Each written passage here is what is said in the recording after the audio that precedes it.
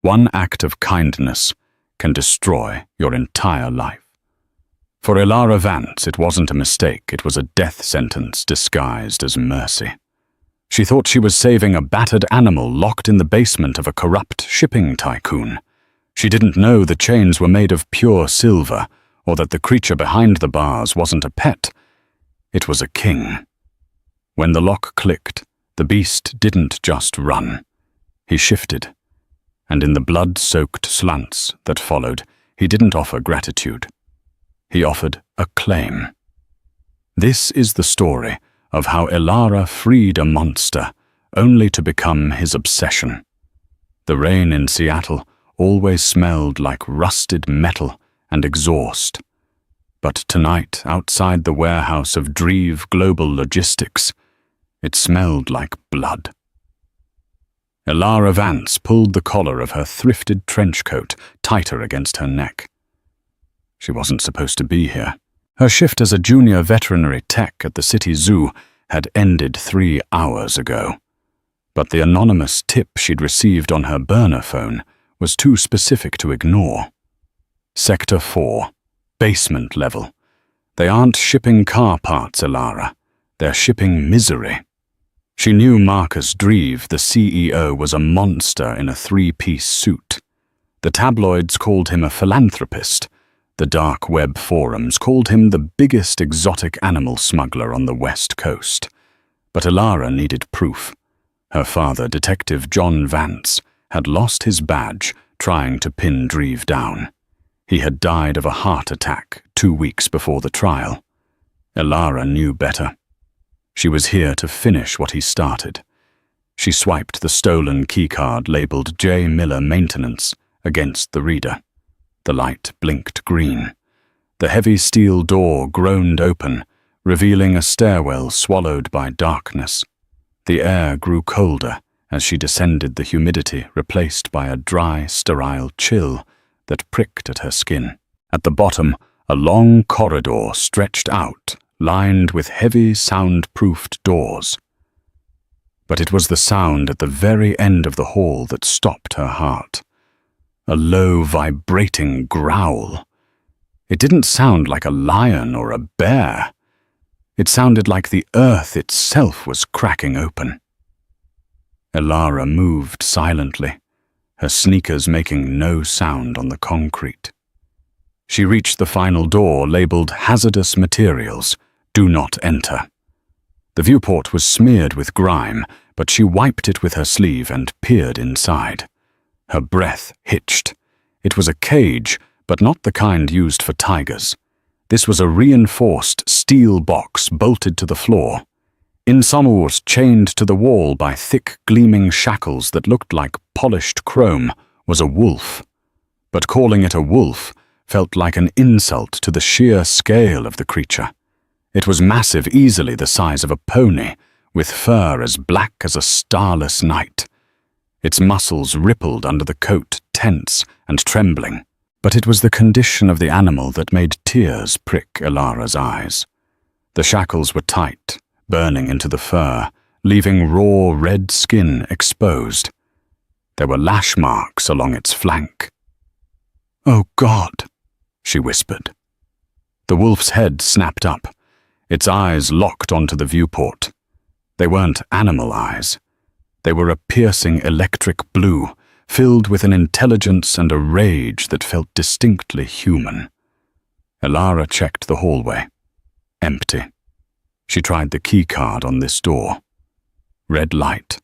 Access denied. She panicked, her hands shaking. She pulled out a small lock-picking kit, a skill her father had taught her on rainy Sunday afternoons, saying, "You never know when you'll need to get into places people don't want you, Ely."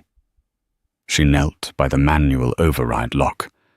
It was an old mechanism, surprising for such a high-tech facility. Dreve was arrogant.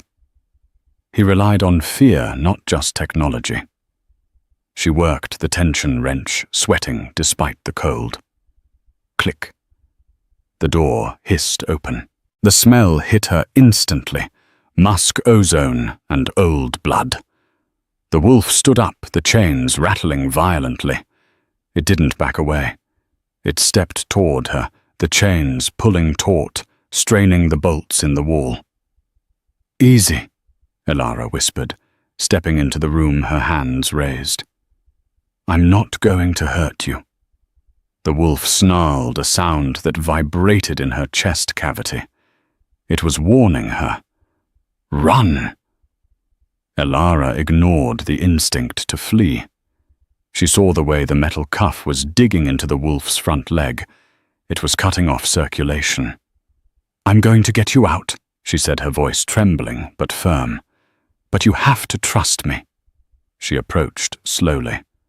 The wolf watched her, its blue eyes tracking her every micro-movement. It could kill her in a second. One snap of those jaws, and her neck would be gone. But as she got closer, the growling stopped. The wolf lowered its head, slightly nostrils flaring as it took in her scent. Elara reached into her pocket and pulled out the heavy-duty cutters she'd brought for wire cages. They were useless against these thick chains. She looked at the cuffs. They had keyholes. "Who does this to a living thing?" she murmured, kneeling beside the massive paw. Up close, the heat radiating from the animal was intense, like a furnace. She worked the lockpick into the cuff on the left leg. The wolf remained frozen, its breathing heavy and ragged. Elara could feel the power rolling off him in waves. It made her dizzy. "Almost there," she whispered. Suddenly, the heavy door behind them slammed open. "Well, well, the daughter of the late Detective Vance." Elara spun around, dropping her tools. Standing in the doorway was Marcus Dreve. He was holding a heavy taser baton, flanked by 2 security guards who looked more like mercenaries. Dreve smiled, but his eyes were dead. "I wondered when you'd come sniffing around," Dreve said, stepping into the room. "You have your father's stupidity." "You're illegally trafficking endangered animals," Elara said, standing up to block the wolf, though she knew her small frame did nothing to hide the beast. "Endangered animal." Dreve laughed, a dry, rasping sound. "My dear, that is not an animal. That is a weapon. A weapon I sold to the highest bidder in Russia. You just interrupted the shipment." He nodded to the guards. "Grab her, and drug the beast again. We leave in 10 minutes. The guards moved forward. One of them, a man with a scar running down his jaw, reached for Elara. "Don't touch me!" she screamed, backing up, until her legs hit the coarse fur of the wolf. The guard grabbed her arm, twisting it painfully. "Quiet, girl," Elara cried out in pain. Behind her, a sound erupted that shattered the air. It wasn't a growl. It was a roar. The wolf lunged. The motion was so fast it was a blur of shadow. The chain on the left leg, the one Elara had been picking, snapped. She hadn't unlocked it fully, but she had weakened the internal mechanism enough that the wolf's brute force shattered the lock. With one limb free, the wolf slashed out.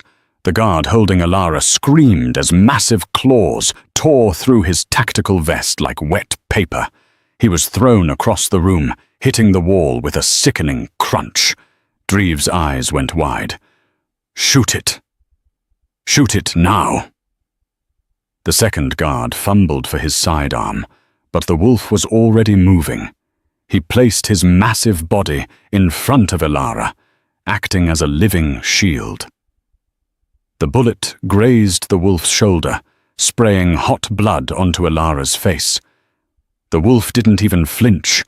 He snapped his jaws on the remaining chain, binding his right leg. With a sound of twisting metal that made Elara's teeth ache, he ripped the bolt straight out of the concrete wall. He was free. Dreve turned and ran, slamming the door and sealing them in. Silence returned to the room, heavy and suffocating. The guard on the floor wasn't moving. Elara was pressed against the back wall, shaking uncontrollably. She looked at the wolf. He was bleeding from the shoulder, his black fur matted with red. He turned slowly to face her.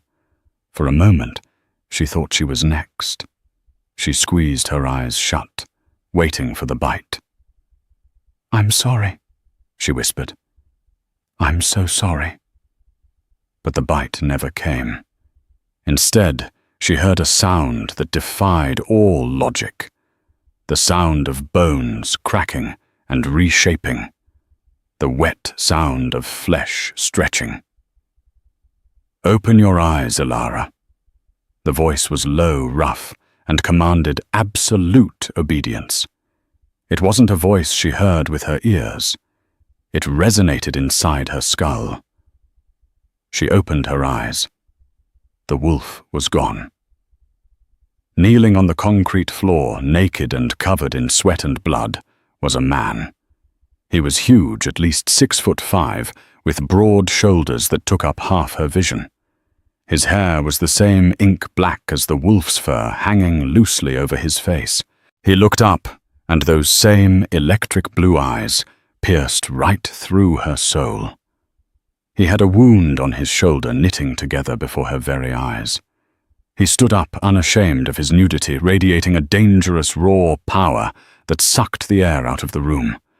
He stepped toward her, crowding her space, boxing her in against the cold wall. Elara couldn't breathe. What are you?" He reached out his hand, large and calloused, and brushed a stray lock of hair behind her ear. His touch was scorching hot. He leaned down his lips, brushing the shell of her ear, sending shivers down her spine. "I am Caelan Thorn," he rasped, his voice dark with promise. "Alpha of the Silver Blood. And you little thief just made a very serious mistake." He pulled back, his eyes dropping to her neck, staring at her pulse point as if he wanted to bite it. "You freed me," he said. "By the old laws, a life for a life. You belong to me now." Elara gasped, trying to push him away, but it was like pushing a marble statue. "I don't belong to anyone." Caelan smirked, a predatory expression that promised chaos. "We'll see about that. Now stay close. If you leave my side, Dreve's men will kill you. If you stay—" His eyes darkened. "I might just keep you for myself." He turned to the steel door, raised his leg, and kicked it off its hinges with a single, thunderous blow. "Let's go, Elara," he commanded. "The hunt begins now." The alarms in the Dreve Global Logistics warehouse screamed a piercing digital shriek that made Elara's teeth ache. But the sound was nothing compared to the violence exploding in the hallway. Caelan Thorn, the man who had been a wolf only moments ago, moved with a terrifying grace. He was naked, covered in grime and old blood, yet he looked more like a king than a fugitive. As they stepped into the corridor, 3 more tactical officers rounded the corner, weapons raised. "Targets acquired," one shouted. "Drop to the ground!" Elara instinctively crouched, covering her head. "Caelan, get down." Caelan didn't crouch. He didn't even slow his stride. He walked straight into the line of fire. The guards fired taser rounds, barbed electrodes, designed to incapacitate bears. 2 hit Caelan's broad chest. Elara screamed, expecting him to convulse. Instead, Caelan barely flinched. He ripped the wires out of his skin with a growl of annoyance, blood trickling down his sculpted abs. "Annoying," he muttered. He closed the distance in 2 strides. He grabbed the first guard by the tactical vest and threw him into the second with enough force to dent the sheet metal wall. The third guard, realizing his mistake, tried to draw a combat knife. Caelan caught the man's wrist. There was a sickening snap, followed by a scream that was cut short as Caelan delivered a precise, brutal kick to the man's solar plexus. The guard crumpled. Elara stared, paralyzed. This wasn't a brawl. It was an execution of force. Caelan turned to her. his chest heaving, the blue light in his eyes dimming slightly. The adrenaline was wearing off, and the toll of his imprisonment was showing. He swayed. "The exit," he rasped, wiping blood from his lip. "Where is it?" "This way." Elara stammered. She grabbed his arm to steady him. His skin was scorching hot, feverish. "My car is parked around the back near the loading docks." They ran. Elara led him through the labyrinth of crates labeled auto parts, destination St. Petersburg. They burst through the rear emergency exit and into the Seattle downpour. The cold rain hit them like bullets, mixing with the steam rising off Kalen's body. "That one," Elara pointed to her battered 2018 Honda Civic. It looked pathetic next to the sleek black SUVs lining the lot. "That is our chariot." Kalen looked at the rusting vehicle with disdain. "It's that or walk," Elara snapped, unlocking it. "Get in."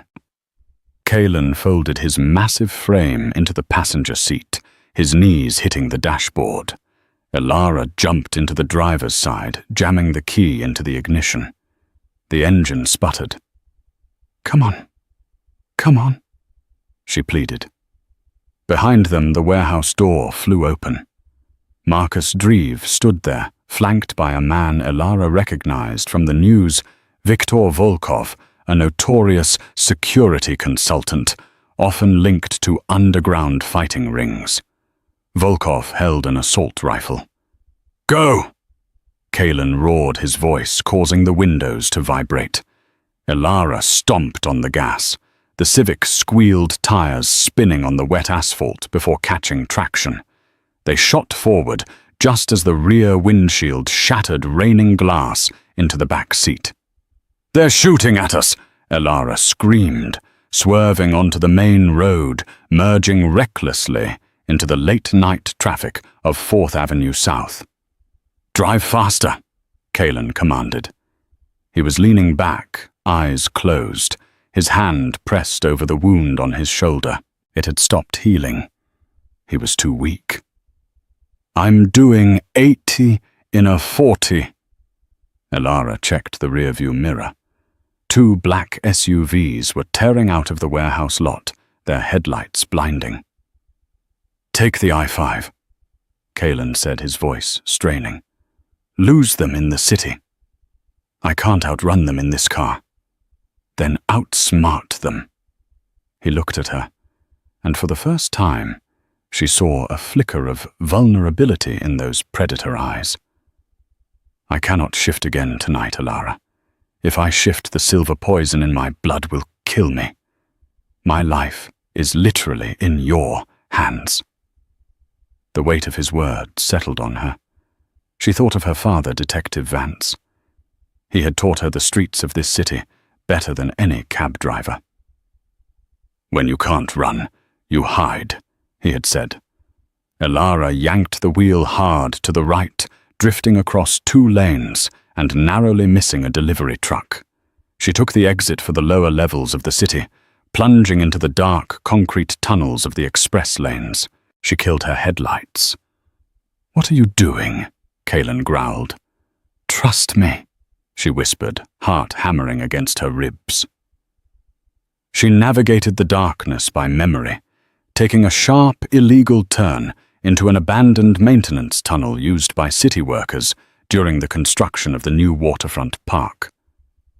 She drove deep into the shadows, parking behind a stack of concrete barriers.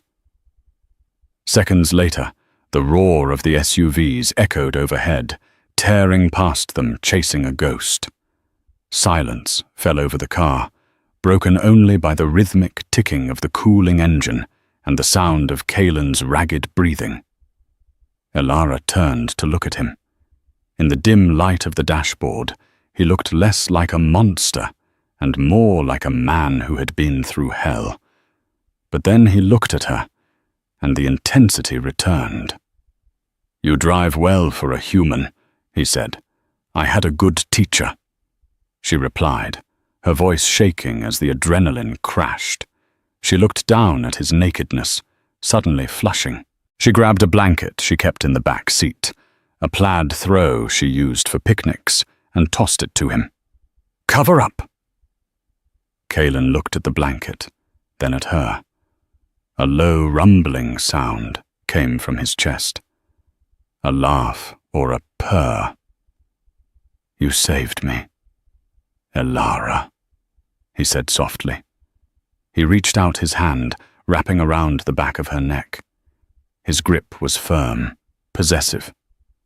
He pulled her slightly closer, inhaling the scent at her throat. "You smell like fear, and vanilla.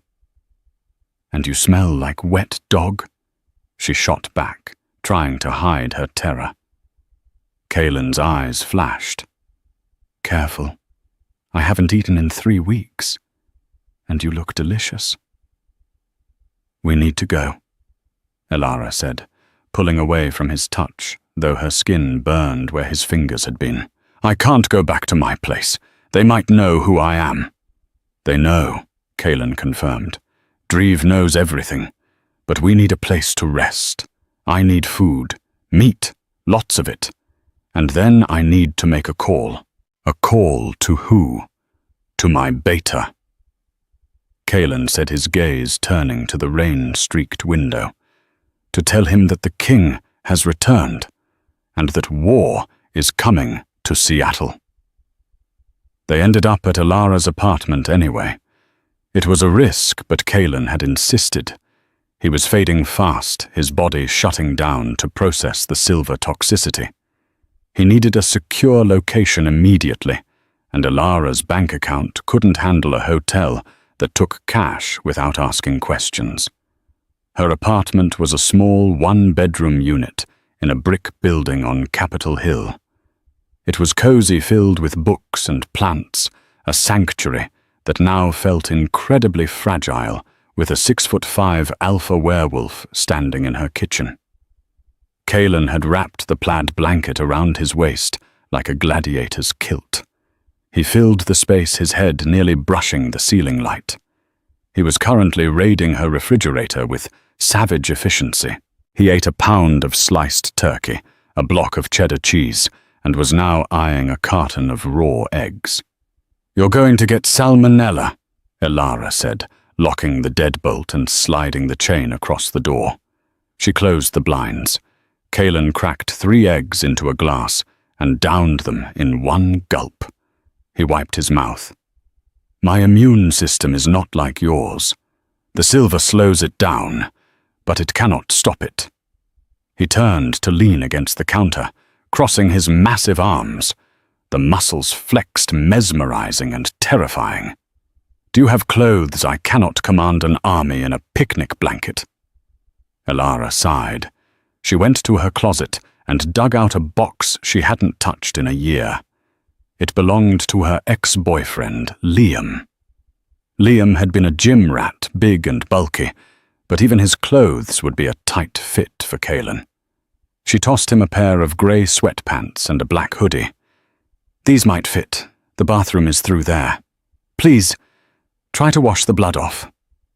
Kaelin took the clothes. As he walked past her, the air pressure in the room seemed to shift. He stopped, leaning down, so his face was inches from hers. "Why did you come for me, Elara?" he asked. His voice dropped an octave, vibrating in her chest. "You are just a vet tech. You aren't a soldier. Why risk your life for a beast in a box?" Elara looked into those electric blue eyes. She saw the suspicion there. He wasn't used to kindness. "My father," she said quietly. "Detective John Vance. He was investigating Dreve.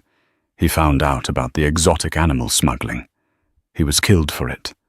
I found his notes. I thought if I could save one thing Dreve tried to destroy, it would mean my father didn't die for nothing." Kaelin stared at her for a long moment. His expression softened just a fraction. "Vance," he murmured. "I knew of him. A good man. He came close to finding my pack's territory 2 years ago. We almost killed him, but we realized he was hunting the same parasites we were. Elara's eyes widened. You knew him? He was honorable, Kaelin said.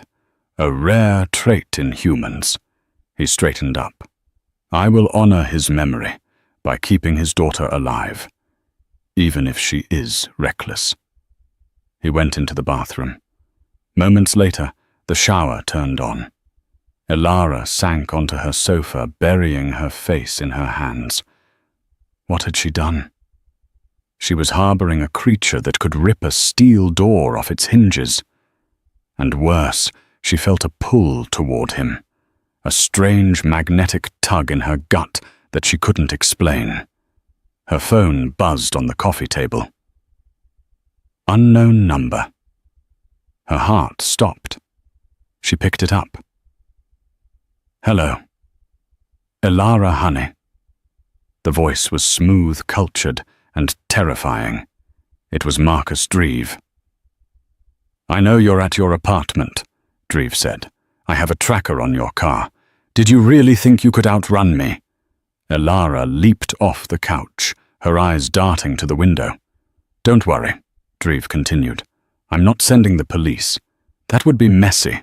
I'm sending Mr. Silas. You remember Silas? The man with the scar. The one your pet wolf threw against the wall.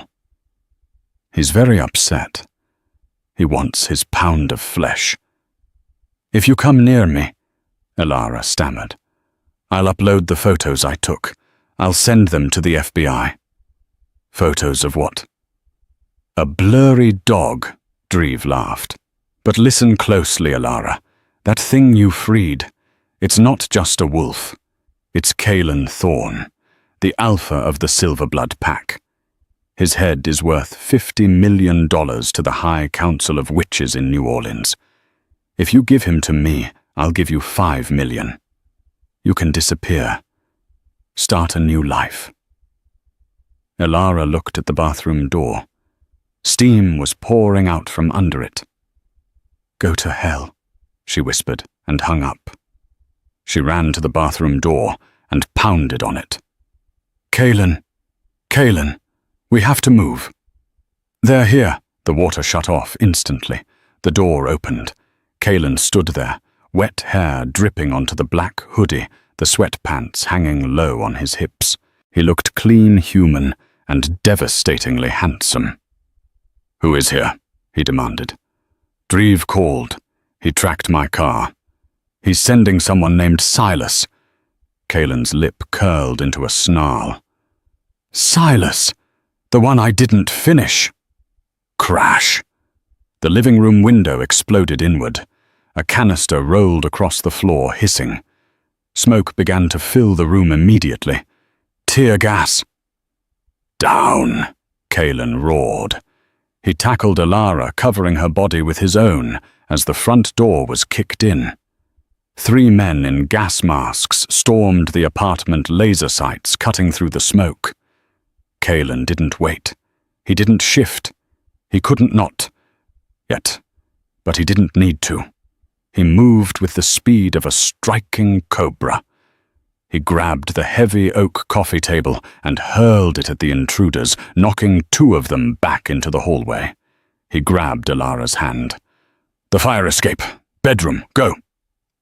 They scrambled into the bedroom. Kaelin slammed the door and shoved a heavy dresser in front of it.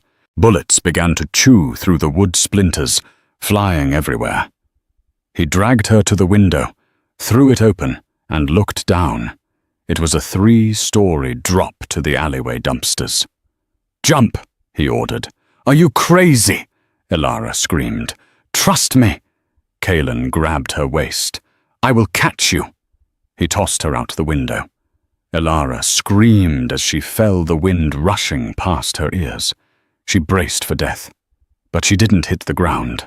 She hit something hard and warm. Kaelin had jumped right after her landing on the dumpster. First his superior physiology absorbing the impact and catching her in his arms before she could hit the metal. He groaned, the impact jarring his healing shoulder, but he didn't drop her. They rolled off the dumpster onto the wet pavement of the alley. Run, Kaelin panted, pulling her up. They sprinted down the alleyway as shots rang out from her apartment window above. They emerged onto a busy street, blending into the crowd of late-night club-goers. Kaelin pulled her into the shadows of a closed storefront. He was breathing hard, sweat beading on his forehead. The silver poisoning was making him slower. "We need to get out of the city," he said. "We need to get to the Olympic Peninsula, my pack territory." "How?" Elara asked, her chest burning. "My car is burned. My apartment is gone. I have nothing." Kaelin looked at her. He reached up and touched her face, his thumb tracing her cheekbone. The chaos around them seemed to fade. "You have me," he said fiercely, "and I pay my debts." He reached into the pocket of the stolen hoodie. "I lifted this from the guard I killed in the warehouse. A phone." He dialed a number. He waited for 2 rings. "It's me," Kaelin said into the phone. "I'm alive. Initiate Protocol 0. I need extraction at the West Seattle Ferry Terminal in 1 hour." He paused, listening. "Yes. And bring the heavy artillery. We are being hunted." He hung up and looked at Elara. "My Beta Ryan is coming," Kaelin said. "But we have to cross the water to get to him, and Dreve will be watching the ferries." "There's another way," Elara said, her mind racing. "My uncle owns a fishing boat at Fisherman's Terminal. It's off the books." Kaelin smiled, a true, dangerous smile that made her knees weak. "Lead the way, my queen," he whispered. Elara froze. "What did you call me?" "I claimed you, Elara," Kaelin said, his eyes glowing faintly blue in the shadows. "In the cage, when you offered me your life, the bond snapped into place. You can feel it, can't you? The heat, the pull." Elara didn't answer. She could feel it. It terrified her. "We will discuss the mating laws later," Kaelin said, grabbing her hand. "Right now we have a boat to steal." The Fisherman's Terminal in Ballard was a ghost town of bobbing masts and rain-slicked docks. The air smelled of diesel and dead fish. Elara led Kaelin toward the far end of the marina, where the older, less glamorous vessels were moored. "That one," she pointed to a trawler named the Lady May. "My Uncle Dutch uses it for crab season, but he keeps the keys in a magnetic box under the wheelhouse rim. He's in Florida for the winter." Kaelin was leaning heavily on her now. His skin was burning through the thin hoodie, his breath coming in short, pained gasps. The silver nitrate in his system was beginning to liquefy his veins. "Hurry," he gritted out. Elara jumped onto the deck, helping Kaelin over the gunwale. He collapsed onto a coil of rope, clutching his chest. Elara scrambled up the ladder to the wheelhouse. Her fingers shook as she felt under the rim. "Please be there, please." Her fingers brushed cold metal. The key box. She unlocked the cabin, jammed the key into the ignition, and prayed. The engine coughed, sputtered, and then roared to life with a thick, chugging rhythm. She didn't wait for it to warm up. She threw the lines off the cleat and gunned the throttle. The Lady May lurched away from the dock, churning dark water, as Elara steered them toward the Ballard locks. She knew how to navigate the canal her father had taken her, boating every summer. But navigating the locks at night illegally was suicide. She had to bypass them and head straight for the open sound, hoping the tide gates were open. They weren't. "Damn it!" she hissed. She spun the wheel, heading toward a maintenance gap used by tugboats. It was narrow. Kaelin stumbled into the wheelhouse. He looked grey. "We are being followed." Elara looked back. A sleek, high-speed Zodiac boat was cutting through the water behind them. No lights, just the roar of an outboard motor. "Dreve's men. Hunters," Kaelin corrected. "Mercenaries, Dreve hired." They have thermal scopes."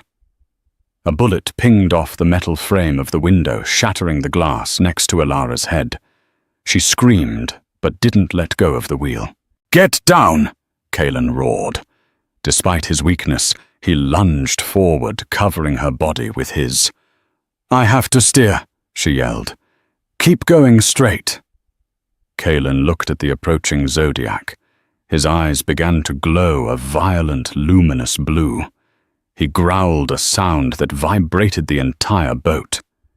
"They want a wolf, I'll give them a wolf." "No. You said shifting would kill you." "Dying fast is better than being captured." Kalen snarled. He pushed himself off her and stumbled to the back deck. He didn't shift fully. He didn't have the energy. Instead, he channeled the alpha power. He let out a roar that wasn't human. It was a sonic wave of dominance. On the zodiac behind them, the driver flinched, overwhelmed by the sheer biological terror the sound induced. Ideally, the alpha's roar paralyzed lower beings. The driver jerked the wheel. The zodiac hit the wake of the Lady May at the wrong angle, flipped into the air, and crashed upside down into the freezing black water. Kalen sagged against the railing, coughing up black blood. "Kalen!" Alara locked the wheel and ran to him. He slid down to the deck, his eyes rolling back. "Get us to Port Angeles.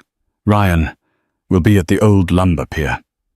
"Stay with me," Alara pleaded, slapping his cheek lightly. "Don't you dare die on me, after I stole a boat for you." "You are very bossy," he whispered, a faint smirk touching his lips before he went limp. The next 2 hours were the longest of Alara's life. She navigated the choppy waters of Puget Sound, the rain lashing against the windshield. Every few minutes she checked Kalen's pulse. It was thready, erratic. When the lights of the Port Angeles lumber pier appeared through the fog, Alara sobbed with relief. As she maneuvered the boat alongside the rotting wood pilings, she saw them. 5 massive black SUVs, men in tactical gear, standing like statues in the rain, and in front of them, a man who looked like a Viking. He had blonde hair tied back, a thick beard, and arms the size of tree trunks. Alara cut the engine and drifted in. The Viking jumped onto the boat before it even touched the dock. He moved with the same supernatural speed as Kalen. He ignored Alara, completely rushing to Kalen's unconscious body. He checked the Alpha's neck, sniffed the wound, and growled. "Silver poisoning! Stage 4. The man looked up at Alara. His eyes were amber, and they were filled with murderous rage. "What did you do to him, human? I saved him!" Alara shouted back, her fear turning into anger. "I pulled him out of a cage in Seattle. He needs a doctor, not an interrogation." The man Ryan paused. He sniffed the air near Alara. His expression shifted from anger to confusion. "You have his scent?" Ryan muttered. "Deep in your skin. He marked you." "He said he claimed me," Alara said, hugging herself against the cold. "I don't know what that means, but right now he's dying." Ryan stood up effortlessly, lifting Kalen's 250-pound body into his arms as if he weighed nothing. "We move!" Ryan barked to his men. "Get the Alpha into the medical unit. You—" He pointed a thick finger at Alara. "You come with me. If he dies, you die." The convoy of SUVs tore through the winding roads of the Olympic Peninsula, heading deep into the national forest where Google Maps showed nothing but trees. Alara sat in the back of the lead SUV, sandwiched between Ryan and another guard named Jax. Kalen was in the rear compartment, hooked up to an IV bag filled with a glowing green liquid. "What is that?" Alara asked, watching the fluid drip. Wolfsbane extract and synthesized adrenaline, Ryan said gruffly. It forces the heart to beat faster to flush out the silver. It hurts like hell, but it keeps him alive. They turned off the main road onto a gravel track that wound up a mountain. Suddenly, the trees cleared, revealing a massive estate. It wasn't a cabin. It was a fortress of glass, stone, and dark timber built into the side of the cliff overlooking the Pacific Ocean. This was Blackwood Manor, the seat of the Silver Blood Pack. The car stopped, and chaos ensued. Medics in white coats rushed out. They transferred Kaelin onto a gurney and sprinted toward a wing of the house that looked like a private hospital. Elara tried to follow, but Ryan stepped in front of her. "Not you," he said. "The medical bay is a sterile zone, and the council is waiting." "The council? The elders," Ryan said. "They sensed the Alpha's distress. They want answers, and they will want to know why an outsider is here." He led her into the main hall. It was cathedral-like, with a massive fireplace that could roast a whole ox. Standing by the fire were 3 people: an old man with milky eyes, a stern woman in a business suit, and a younger woman who was strikingly beautiful. Platinum blonde hair, ice blue eyes, and a dress that cost more than Elara's life earnings. This was Seraphina. "So this is the stray Kaelin picked up," Seraphina said, her voice like broken glass. She walked a circle around Elara, sniffing disdainfully. "She smells like fear and cheap detergent." "She saved the Alpha, Seraphina," Ryan said, his voice flat. "She broke him out of Dreve's facility." "Or she led him into a trap," said the woman in the suit, Elder Varia. "Humans cannot be trusted, especially not this one. Look at her. She is weak." "I'm standing right here," Elara said, stepping forward. "And I'm not weak.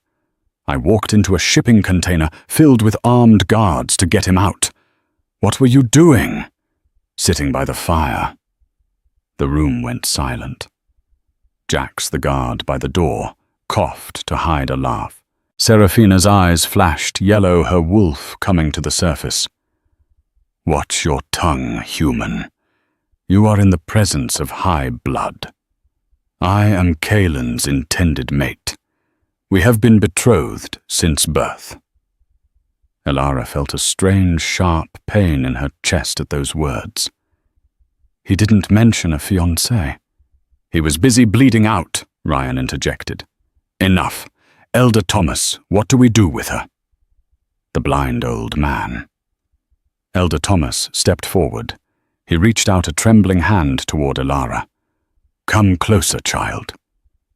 Elara hesitated, then stepped forward. The old man placed a hand on her forehead. He froze. His milky eyes widened. "The bond," Thomas whispered. "It is not just a mark. It is the anima sola, the soul tie." Seraphina hissed. "Impossible. That hasn't happened in 300 years. Kaelin is a king. He cannot be soul-bound to a human. The fates do not care for your politics." "Seraphina," Thomas said, dropping his hand. He looked at Elara with new respect and fear. If Kaelin dies, she dies. Their life forces are already knitting together.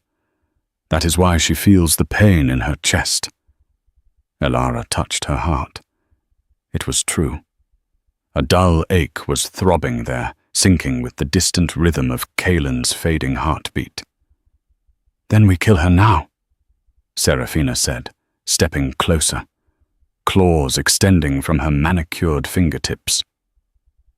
"Sever the bond before it solidifies.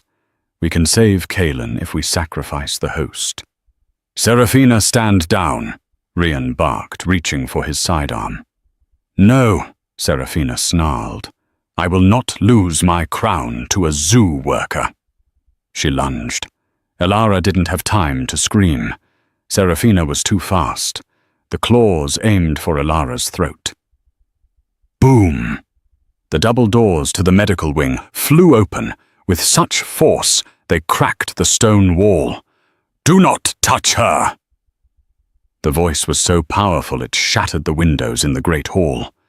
Everyone, including Ryan, dropped to their knees instinctively. Kalen stood in the doorway. He was shirtless, bandages wrapped around his torso. IV tubes ripped out and dangling from his arms. His eyes were no longer just blue, they were glowing white, the sign of the apex alpha. He moved faster than thought. In a blink, he was between Elara and Serafina. He grabbed Serafina by the throat and lifted her off the ground, slamming her against the stone fireplace. "Kalen," Serafina choked, clawing at his arm. "I was protecting the pack. You were attacking my mate." Kalen roared, his voice distorted by the wolf within. He tightened his grip. "Touch her again, Serafina, and I will rip your head off and mount it on the gate." He threw her aside. Serafina slid across the floor, gasping for air, her eyes wide with terror. Kalen turned to the room, his chest heaving. He looked wild, unstable. He scanned the elders, daring them to speak. Then he turned to Elara. The rage in his eyes vanished instantly, replaced by a desperate hunger. He took 2 steps and collapsed, his knees hitting the floor. "Elara!" he gasped. She ran to him, catching him before he hit the ground fully. "I've got you. I'm here." Kalen buried his face in her neck, inhaling deeply. "The pain, it stops when you are close." "He needs her," Elder Thomas said, his voice trembling. "Let them be. If you separate them now, the shock will kill him." Kalen looked up at Ryan. "Clear the room. Everyone out." But Alpha, Elder Varia, started. "Out!" Kalen bellowed. Ryan ushered the stunned elders and a weeping Serafina out of the hall, closing the heavy oak doors. Silence returned to the room, save for the crackling fire. Kalen sat on the floor, leaning against Elara's legs. He looked up at her, his hand trembling as he took hers. "I told you," he rasped, a weak smile touching his lips. "I claimed you. You can't get rid of me now." "You're insane," Elara whispered, tears spilling over. "You're all insane." "Perhaps," Kalen murmured, leaning his head back against her lap, his eyes closing. "But you are safe now. And tomorrow we hunt Dreve. Together." 2 weeks had passed since the escape, and Blackwood Manor had transformed from a sanctuary into a war room. The morning mist clung to the training grounds behind the manor.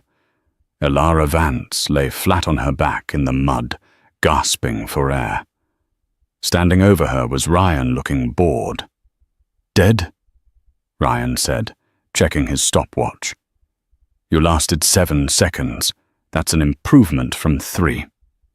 Elara groaned, wiping mud from her eyes. "You're a 7-foot Viking werewolf, Ryan. It's not a fair fight." "Dreve won't fight fair," Ryan retorted, offering a hand to pull her up. "And neither will Serafina. You need to be ready." Elara accepted the hand, her muscles screaming. Since Kalen had declared her his mate, the pack had been in a state of civil unrest. Half the wolves respected the Alpha's choice. The other half loyal to the old traditions, and swayed by Serafina's venomous whispering, viewed Elara as a liability. She walked toward the water station, grabbing a towel. As she dried her face, she felt eyes on her. Not the judgmental stares of the pack, but the heavy, burning gaze that made the hair on her arms stand up. She turned to look at the balcony overlooking the training yard. Kalen stood there. He was fully recovered, his strength returning with terrifying speed. He wore a dark suit today, rare for him, emphasizing the savage elegance of his frame. He wasn't smiling. He was watching her, with an intensity that bordered on obsession. He vaulted over the railing, dropping 20 feet to the ground without a sound. He walked toward her, the other wolves parting like the Red Sea. "You are pushing her too hard, Ryan," Kalen said, his voice low. "She needs to learn Alpha," Ryan replied, bowing his head slightly. Kalen ignored him, stopping inches from Elara. He reached out his thumb, brushing a smudge of dirt from her cheek. The contact sent a jolt of electricity through her. The bond between them had settled into a constant thrumming hum in her blood. She knew where he was at all times. She felt his moods shifting like weather. "You look tired," Kalen murmured. "Come. I have something to show you." He led her away from the training grounds into the dense forest surrounding the estate. They walked in silence until they reached a clearing. In the center stood a small, ancient stone structure covered in moss. "This is the vault of the first Alpha," Kalen said. "Only my bloodline can open it." He sliced his palm with a claw, pressing his bloody hand against the stone. The door ground open. Inside, resting on a velvet pillow, was a dagger. The blade was made of a strange, iridescent black metal that seemed to absorb the light. "Bone glass," Kalen explained, picking it up. "Forged from obsidian and wolf bone. It will cut through anything. Kevlar, steel, and," he looked at her significantly, "werewolf skin." He placed the dagger in Elara's hand. It was impossibly light. "Why are you giving me this?" she asked. "Because I cannot be everywhere," Kalen said. His face darkened. "I received intelligence this morning. Dreve isn't just a smuggler. He is funded by the Orlov Syndicate, a Russian paramilitary group that hunts supernaturals for sport. They are coming, Elara. Soon." "Then we fight," Elara said, gripping the dagger. Kalen smiled, a rare, genuine expression that softened the harsh angles of his face. "Yes, we fight." He stepped closer, wrapping his arms around her waist. "But not right now." He kissed her. It wasn't gentle. It was a claiming, a desperate affirmation of life before the coming storm. Elara melted into him, the mud and fear forgotten. For a moment the world was just the heat of his skin and the scent of rain and pine. Crack! The sound of a branch snapping broke the trance. Kalen spun around, placing Elara behind him, a low growl rumbling in his chest. "Who goes there?" he roared. A figure stepped out from the trees. It was Jax, the young guard who had driven the SUV. He looked pale, sweating profusely. "Alpha," Jax stammered. I have a message." "From whom?" "From Serafina." Kalen's eyes narrowed. "Where is she?" "She's gone," Jax whispered. "She left an hour ago. She took the perimeter codes Alpha. She disabled the jammer." Kalen's face went white. "If the jammer is down..." A high-pitched whine cut through the air, the sound of a drone. "Incoming!" Kalen shouted. He tackled Elara to the ground just as the missile hit the manor. The explosion was deafening. The ground shook violently, throwing dirt and debris into the air. Through the ringing in her ears, Elara watched as the west wing of Blackwood Manor, the medical wing, collapsed into a pile of burning rubble. "Ryan!" Kalen screamed, scrambling up. But the attack wasn't over. From the tree line, shadows emerged. Dozens of them. Men in full tactical gear, moving with precision. And leading them, walking casually through the smoke, with a cigar in his mouth, was Marcus Dreve. Next to him, looking triumphant in a combat suit, was Serafina. "I told you, Kalen," Serafina shouted over the roar of the flames. "If I can't be your queen, then you will have no kingdom." Kalen roared, his eyes turning purely white. He began to shift his clothes, shredding as the massive black wolf burst forth. "Kill them all," Dreve commanded. The Battle of Blackwood had begun. The forest was a chaos of gunfire and snarling beasts. The Silverblood wolves were fast and strong, but Dreve's mercenaries were prepared. They used silver nitrate gas grenades, filling the air with a toxic green fog that burned the wolves' lungs and prevented them from healing. Elara was separated from Kaelin in the initial charge. She scrambled behind a fallen log, clutching the bone-glass dagger Kaelin had given her. "Find the girl," she heard Dreve yell. "I want her alive. She's the leverage." A mercenary jumped over the log, aiming his rifle at her. Elara didn't think. She reacted. She drove the dagger upward. The blade sliced through the man's tactical vest like butter sinking into his chest. He gasped and fell. Elara grabbed his radio. "Report!" a voice crackled. "Alpha Team has the big wolf pinned near the cliff edge. We're hitting him with the heavy tranquilizers." Kaelin. Elara scrambled up, keeping low. She ran toward the cliff, the sound of the ocean crashing below, mixing with the screams of the dying. She burst through the tree line and froze. Kaelin was cornered against the drop-off. He was in wolf form, but he was struggling. 5 thick cables were shot into his flanks, attached to a heavy winch on a jeep. They were dragging him down. He was bleeding from dozens of wounds, his movements sluggish from the silver gas. Standing safely behind the jeep was Dreve, holding a remote control.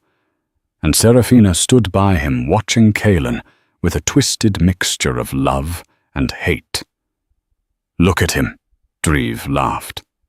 "The king of beasts, put on a leash like a common stray." "Stop it!" Elara screamed, stepping into the clearing. Kaelin's head snapped toward her. He whined a sound of pure distress. Run his eyes pleaded. "Ah, the little vet tech," Dreve sneered. "Right on time. Come here, Elara. Put the collar on him yourself and I might let you live." He tossed a heavy silver collar onto the ground between them. Elara walked forward slowly. She looked at Kaelin. His blue eyes were dimming. If she didn't act, they would drag him back to that cage. She looked at Serafina. "Is this what you wanted? To see him enslaved?" Serafina flinched. "I wanted him to choose me. He humiliated me for you.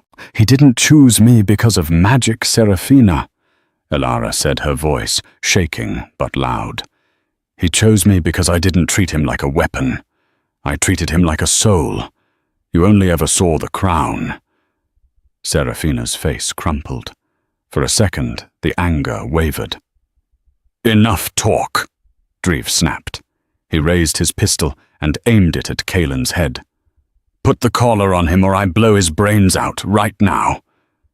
Elara bent down and picked up the heavy silver collar.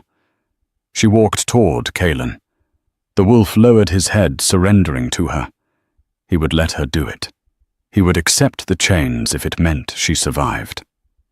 Elara reached Kaelin. She leaned in close to his massive ear. "I love you," she whispered. Then she spun around. She didn't aim for Dreve. She aimed for the winch cable. With a scream of effort, she slashed the bone-glass dagger across the tensioned steel cables, holding Kaelin. The ancient blade, forged by magic, sliced through the metal instantly. Snap! The cables whipped back with the force of a cannon shot. One of the snapping cables lashed out, striking the jeep and flipping it onto its side. Kaelin was free. The roar that erupted from him shook the very stones of the cliff. The silver poisoning seemed to vanish, burned away by the sheer force of his rage. He didn't just attack, he became a blur of death.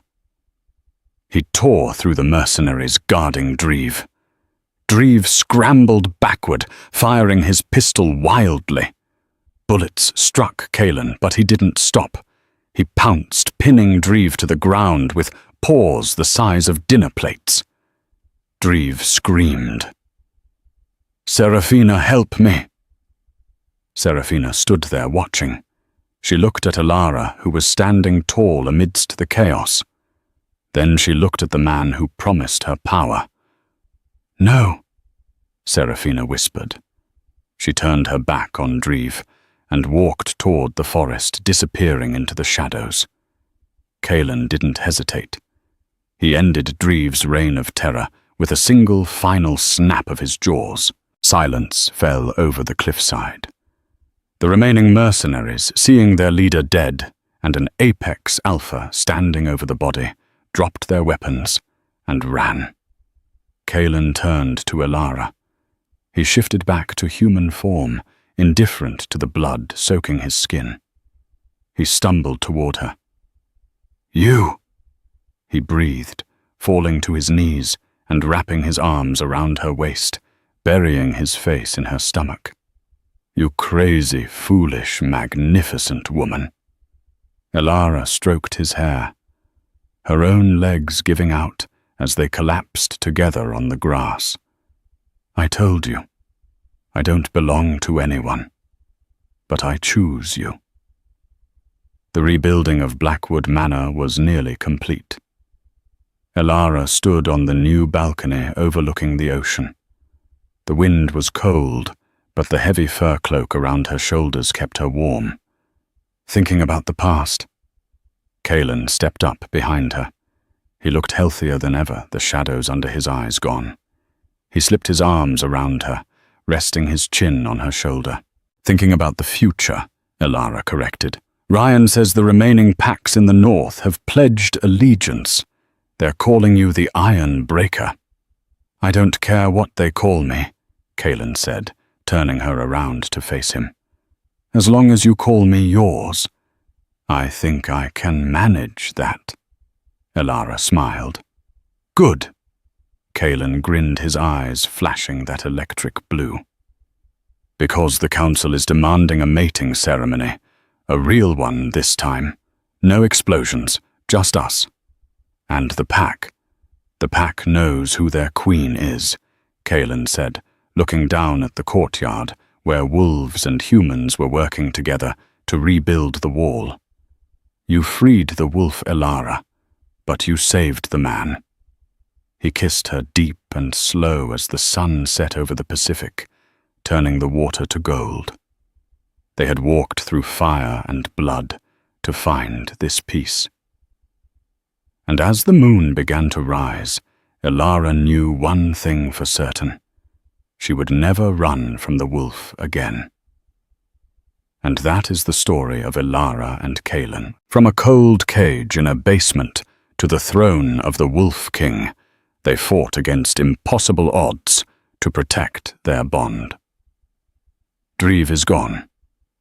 Serafina is in exile, and the pack has a new queen who rules not with claws, but with courage. What did you think of that ending? Did Serafina deserve to get away, or should she have faced justice? Let me know your theories in the comments below. If you enjoyed this roller coaster of romance and action, please smash that like button. It really helps the channel grow. Don't forget to subscribe and hit the bell icon so you never miss our next story. We have a dark vampire mafia drama coming up next week that you do not want to miss. Thanks for watching, and see you in the next video.